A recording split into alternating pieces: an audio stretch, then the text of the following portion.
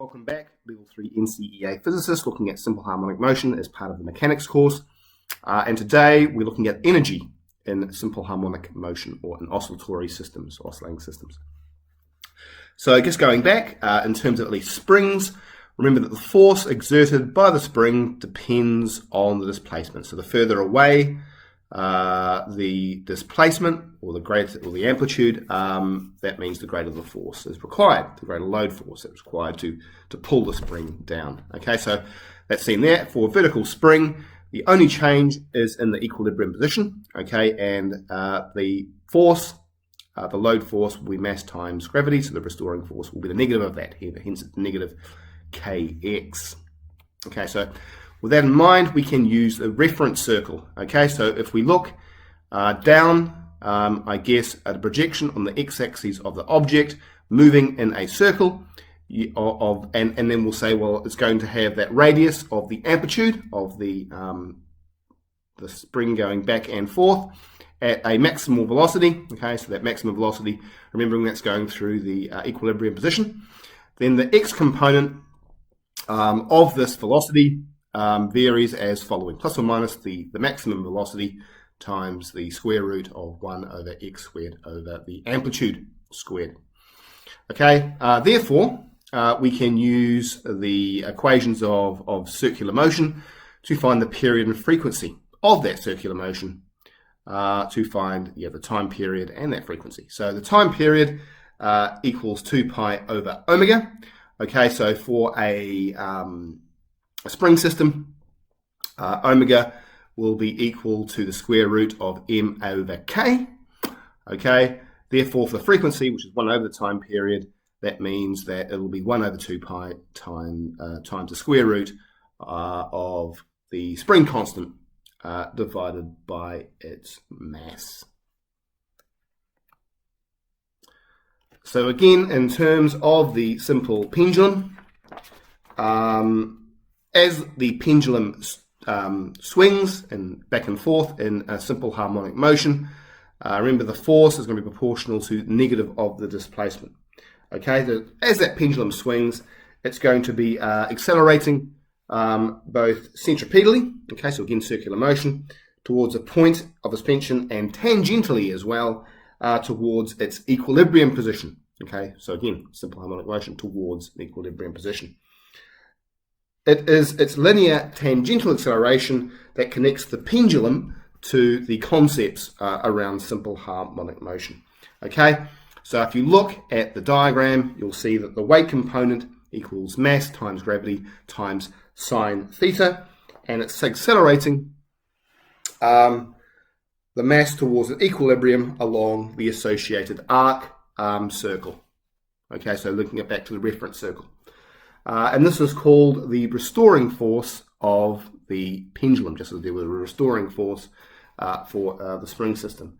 And the restoring force equals mg sine theta, which equals the mass times the acceleration. And that gives acceleration as negative g sine theta. And you can see, at least from the table, that for small angles, the force is going to be kind of proportional to the angle. Okay, so that means that the frequency and period will be 2 pi m over k. So in this particular case, that will be proportional to, or equal to, 2 pi the square root of the mass over the mass times gravity over L. The 2 m's cancel out, so time period, at least for a pendulum, is going to be 2 pi the square root of L over g. So it's not dependent on the mass. Okay, so in terms of energy of a spring using under simple harmonic motion, if the mass of the spring is at maximum displacement, then all the energy is in potential energy, and if the mass is at an equilibrium point, all the mass, all the energy is kinetic. Okay, mv squared. Okay, half mv squared. We know that what the potential energy is. Therefore, at its turning points, the energy will be half the mass times 0 squared right at the top at the amplitude as maximal, times half the spring constant times the amplitude squared. So therefore, it will be half the spring constant times amplitude squared. So in terms of energy in SHM, there is an interchange between the potential and kinetic energy throughout the motion. However, the total energy of the system remains a constant. So it's going to be basically the sum of the kinetic energy of the linear, which is half mv squared, plus the kinetic energy of the spring, which we half kx squared, and they're both constant. So that means that, as you can see, at maximum displacement, potential energy is a maximum, while kinetic energy is zero. At equilibrium position, zero displacement, kinetic energy will be maximum, or potential energy will be zero. And at the minimum displacement, it will be just the opposite. P will be a max, but kinetic energy will be zero. And total energy remains constant throughout the oscillatory motion, oscillations. Okay, so you've also got to look at dampening.